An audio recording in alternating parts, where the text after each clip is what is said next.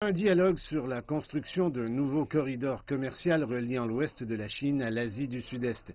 Des responsables et des représentants des milieux d'affaires des deux parties ont partagé leurs visions et leurs suggestions concernant ce projet mené conjointement par la Chine et Singapour. Ils disent que ce canal de commerce terre-mer est une nécessité compte tenu de la montée du protectionnisme.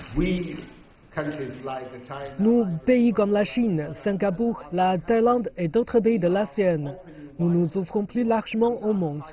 Nous faisons de notre mieux pour nous intégrer davantage dans la chaîne de valeur mondiale, la chaîne industrielle et la chaîne d'approvisionnement. Je pense que c'est la bonne décision à prendre à ce moment critique.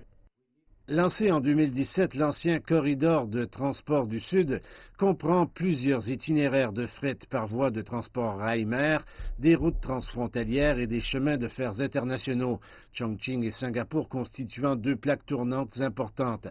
Au cours des 2 dernières années, le volume des échanges commerciaux entre les deux parties a fortement augmenté le long du canal, désormais connu sous le nom de nouveau corridor de commerce international terre-mer, grâce à la réduction des coûts logistiques et à l'amélioration de l'efficacité.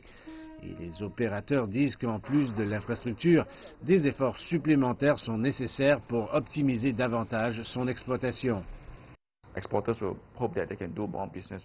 Les exportateurs espèrent pouvoir traiter davantage avec l'ouest de la Chine, mais également pouvoir échanger davantage de données. Parce que si nous ne disposons pas d'informations suffisantes sur la manière dont les marchandises peuvent circuler entre l'ouest de la Chine et l'ASEAN, il n'y aura pas confiance. En tant que projet stratégique reliant l'initiative Ceinture et Route proposée par la Chine, le corridor de commerce terre-mer a attiré une participation active de davantage de pays de l'ASEAN. Cette année, la Thaïlande occupe la présidence de l'ASEAN. Nous avons déjà notre plan directeur de connectivité qui relie 10 pays. Nous avons tous les liens, les liaisons ferroviaires, les liaisons routières et les aéroports.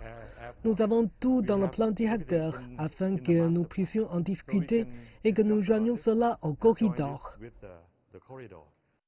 Au cours de l'événement à Chongqing, 8 provinces et régions de l'ouest de la Chine ont signé un accord promettant de renforcer la coopération pour la réalisation conjointe de ce projet. Toutes les parties impliquées devraient en bénéficier. Les participants au dialogue ont déclaré que le corridor aiderait l'ouest de la Chine à s'ouvrir davantage au monde, tout en ouvrant un raccourci pour que les pays de l'Asie du Sud-Est puissent entrer sur le marché chinois. Il est également propice à la promotion de la connectivité entre les deux parties dans des domaines tels que la finance, l'information, les talents et la technologie, ce qui stimulera à son tour le développement des deux régions.